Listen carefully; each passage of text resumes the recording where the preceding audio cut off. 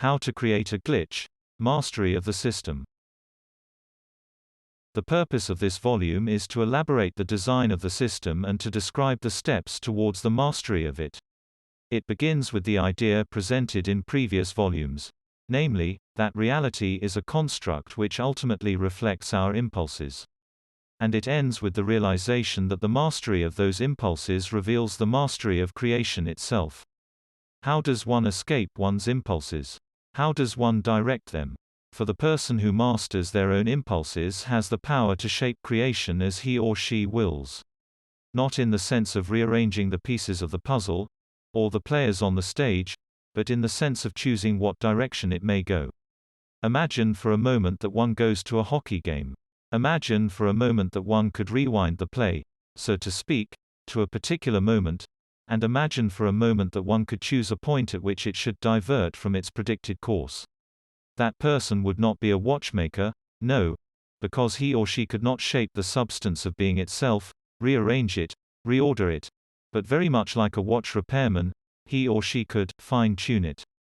There is a moment in every person's life where he or she realizes that they are in control of the outcome. Not in the sense of being in power but in the sense of truly being in control of how an event turns out. In that moment, this person has the ability to choose to accept that responsibility or to not to. Again, I am not talking about control in a trivial sense. I am not talking about words or action. I am saying that in one moment in every person's life, their impulses are reflected in the substance of being. And in that moment that person can accept responsibility for everything and everyone. And if they choose to accept that, then the resonance of their impulses with reality itself will direct the course of history. But it is a terrible responsibility for one to accept. To know that each and every action that one does will determine the difference between life and death, and suffering, for some of us. So, how do we understand these impulses? How do we begin to see that our impulses are dictating the results of events nominally outside our control? The answer is to recognize that in one's life a person develops habits of self-hatred and self-love. These two impulses produce a veritable abundance of feelings and responses as we interact with the world around us. Perhaps you have fallen in love with sadness. Then, a part of you will dictate reality to produce scenarios that bring out sadness in your life. Perhaps another person has fallen in love with happiness. Then, their impulses will direct reality in a certain way. No one's impulses are uniform, but the self-defeating, fatalistic attitude tends to produce events which confirm it, just as the optimistic self-loving attitude creates situations that bring it out. Now, imagine these impulses are strings, and the world is your vast puppet show. Contrary impulses twist people this way and that, while unified homogeneous impulses create a smooth delivery.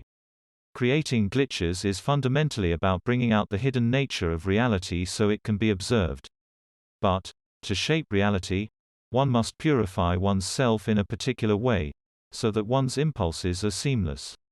Revealing that this is the truth shows one that we are all part of our own Truman Show reality. The purpose of this episode is to describe the pathway to the mastery of the system while building upon the concepts of direct ground, indirect ground and the consensual reality. Our beliefs provide the ground to our experience, one way or the other, either as direct ground or as indirect ground.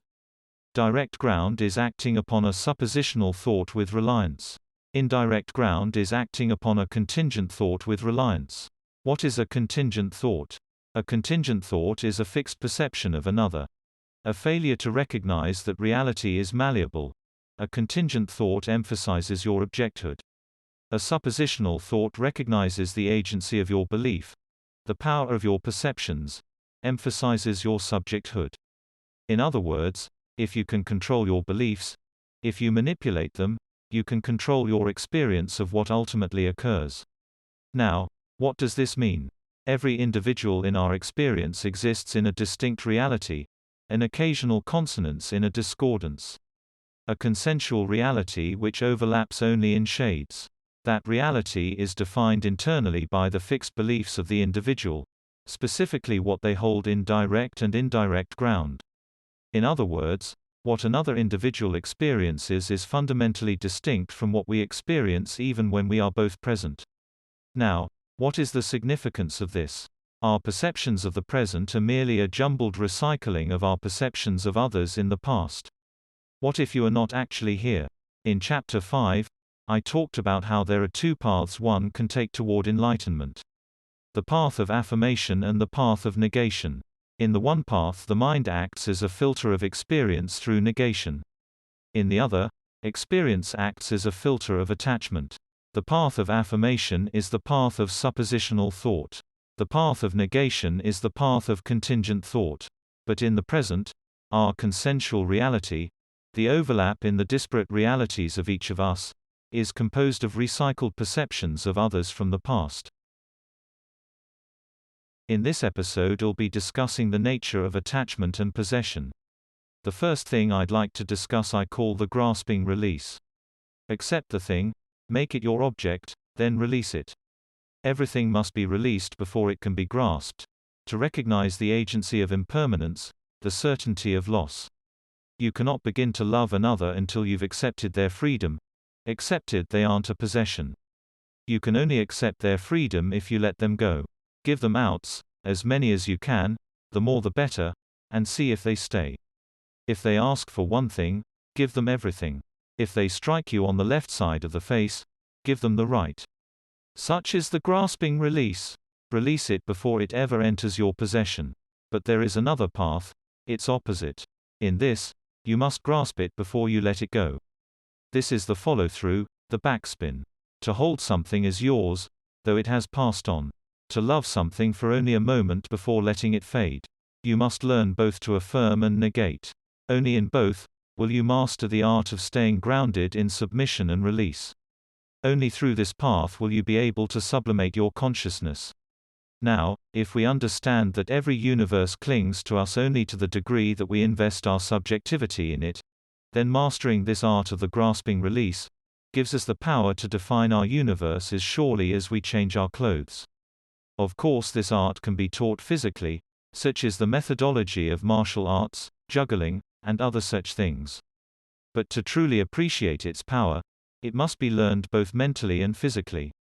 In truth, however, if you want to truly experience your reality, to feel as if it is more than merely some alienated superficiality, then you must learn to grasp before you release rather than the other way around. In every motion, compliant with natural law, should your effort flow through your body as the wind through the leaves of a great oak tree. Only when your follow-through motion reflects the natural follow-through of your mind, your soul, your heart, will you play the game as it was meant to be played. In this episode I'll be discussing ways of looking at nature and creativity to produce glitches. Nature is all about patterns.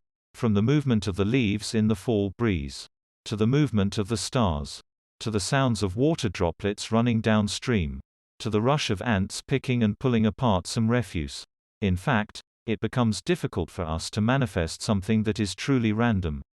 Even with computers, we find true randomness quite elusive. Patterns are what drive us. Patterns are what lead us. Patterns are what free us. So next time you see that drop of water snaking its way down a window pane. Next time you see that leaf blowing in the wind. Remember, the better you are at creating patterns, in the way you do everyday things, the closer you come to seeing reality as it truly is. In a previous episode, one talked about using dancing to produce patterns and break them. I started with a group of 2. I told you to play a game. In this game, the leader would put together a pattern of 5 dance moves in sequence, while the follower would mirror those moves. The time it takes for both the leader and follower to mirror each other purposely is the time until the follower becomes the leader and the leader the follower. Now, this time, I'd like you to imagine being surrounded by a dozen people. In this exercise you perform a similar feat, except this time you have to incorporate orientation into it. In other words, since we know that a common orientation in space relative to some object creates a gateway, the goal here is to use orientation and shapes to maximize mirroring at trigger points and then watch that mirroring fade away. The overall pattern of the movements should replicate patterns being created and then broken, over and over again. You can think of it as being performance art. You can think of it being akin to the whirling dervishes of Sufism. Or you can think of it as peeling back the veil of reality, uncovering the hidden truth beneath the gestures of humanity. Now, imagine any creative endeavor with the same principles in mind. Create patterns and break them. Orientation should reflect certain geometric shapes. Use mirroring of patterns and break the pattern and create archetypal forms. Turn your creativity into an opportunity to uncover the truth about existence. And I assure you that you won't be disappointed. In this episode 1 we'll be discussing the architecture of the system beyond mastery, beyond accepting responsibility for everyone and everything, as set out in the final book of How to Create a Glitch in the Matrix, the complete series. Mastery of the system entails the recognition that one manifests the substance of being, orchestrating others in one's experience into manifesting the narratives of affirmation and abnegation. It entails recognition that one is responsible for everyone and everything, that even time marches to the drum set by you. Once one has accepted one's ultimate responsibility for one's experience, in a fundamental way, accepting that one is responsible for the substance of creation, then one will find that certain things occur in one's immediate surroundings. First of all, there are two forms of action within the context of mastery. First, there is action which is further to a role or archetype. Second, there is action which is fundamentally new, which results in experiential learning, which relies upon an idea of something. In the case of archetypal mastery, this produces hierarchy or subordination of others within one's sphere of control to the manifestation of one's impulses. In other words, overlaid upon the corners, so to speak, of one's action, will be the manifestation of the impulses of others, acting out the impulses of others further to the role assignment, constellation. Now that subordination is effectively transitory, since in different narratives different individuals will have archetypal superiority, thus the mastery represented by the archetype is akin to a baton in a relay race. Each person in their particular sphere of activity dictates the actions of other participants further to the manifestation of their impulses further to their archetype and the given archetypal constellation. In other words, mastery of the system becomes a cooperative rather than zero-sum endeavor, with each master manifesting their impulses in the interests of the group, for a time, before retiring their position to the next. This is usually the case except when children are involved, who ordinarily manifest the impulses of their caregivers, unwilling or perhaps deprived of the extent of responsibility represented by mastery. Being subordinate to another's impulses is akin to being a passenger in a narrative created by reflexive role assignments. Choosing to reject one's ultimate mastery of the archetype has the effect of subordinating one to a passenger role regardless of one's knowledge or actual resources. The nature or content of a passenger's experience is reflexive, rather akin to reactive thoughts responsive to the internal thoughts and prejudices of the master, albeit temporarily, such that in escaping the sphere of control of the one holding the baton is akin to dialectical thoughts. So, for this episode, we will be discussing our power to shape outcomes. Now, at the end of the complete series, I commented how our reality is fundamentally shaped by our projections. We shape it passively and actively, through our attitudes and through our thoughts. At a fundamental level, the grounded outcome is more likely to happen. This means that if we think in terms of contingency upon some assumed perception, we are giving that perception substance. Likewise, we shape reality passively through our attitudes, which surround us, pervade us, saturate us, follow us, and precede us. By virtue of these two mechanisms, if we for example assume something is zero-sum, or we approach it as zero-sum, then other actors will treat it as zero-sum. The principle of polarity, every thesis is met with its antithesis, a competitive exchange, is malleable, the product of how we are thinking about our own actions. Seeking to turn some common space into an advantage has the effect eliminating the culture of sharing which pervades it, reducing it to zero-sum and polar exchanges. Now, within the framework of shaping reality around ourselves, our ultimate responsibility for the reality we inhabit, It is fair to say that it is easy to lose track of our ultimate power, created by our grounding an event by direct or indirect ground.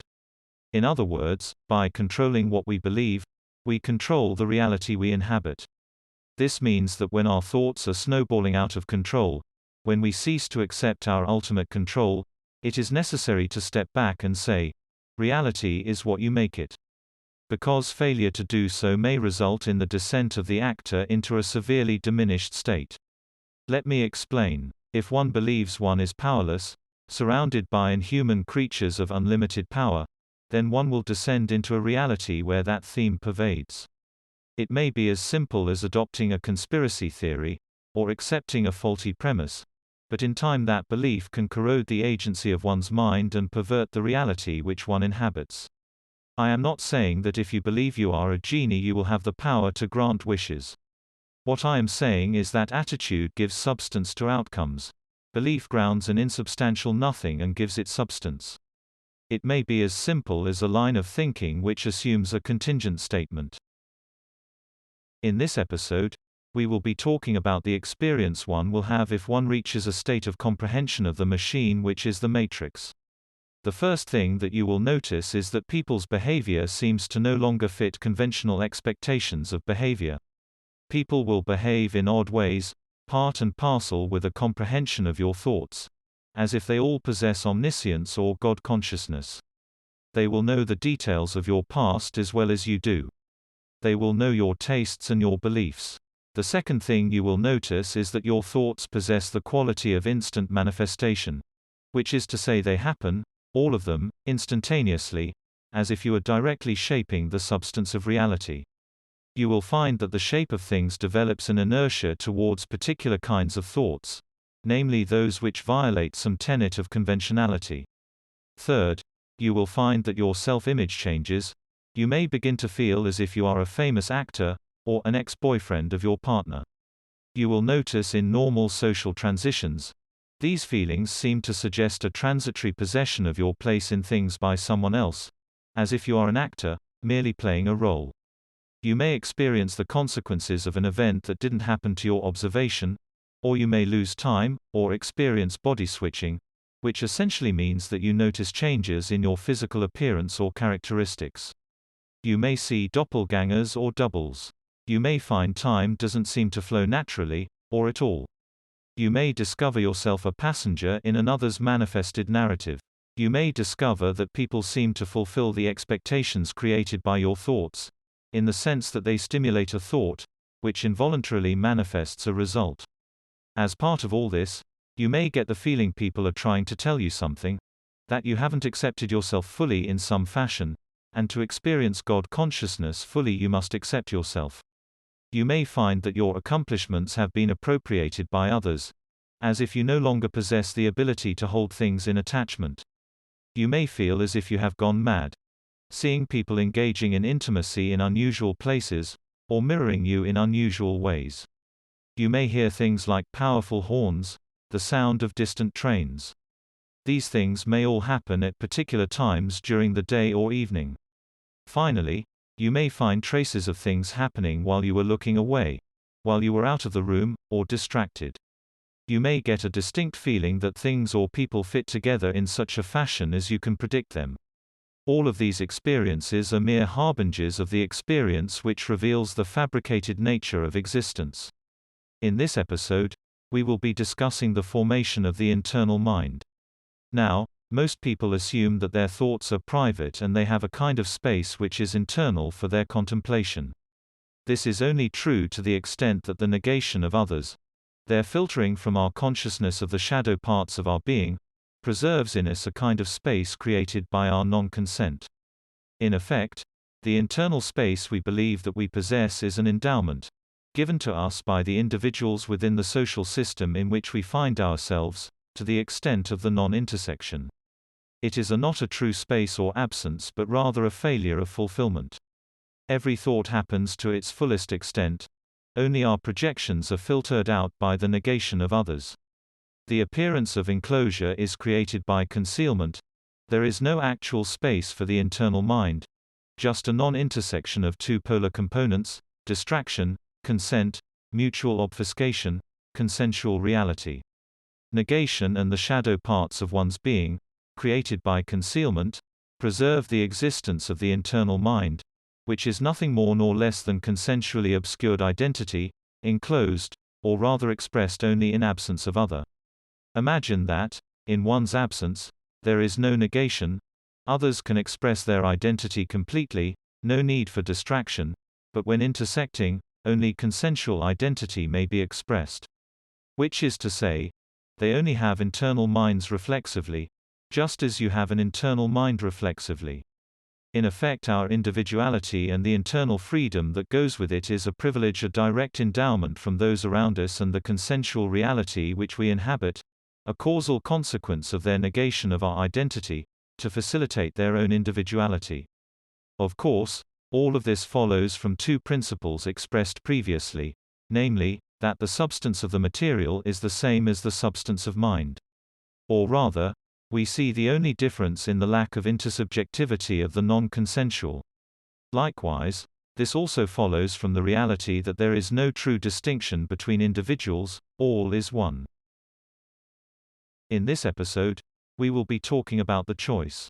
To start off, it is certainly true that reality is consensual, to the extent that we maintain our inhibitions, to the extent that we exist in a dualistic consciousness which is divided against itself. This division promotes the separation of our consciousness into a space of internal segregation. However, to some degree, our ability to earn the acceptance of those who care about us ensures that the segregation of our consciousness need not be fully divorced from the unity of common mind, God consciousness, or omniscient, resplendent unity of consciousness. It is in the possession of conscience that we distinguish, assume the mantle of dualism and divided self. Suffice it to say, in between the execution of an action and its inception, in the shadow of our intentions, is a place of opening, a place of totality, wherein resides a momentary glimpse of our connection to all others. Open thoughts are reactive thoughts. They are anticipated thoughts, which come unbidden from us in these moments of distraction.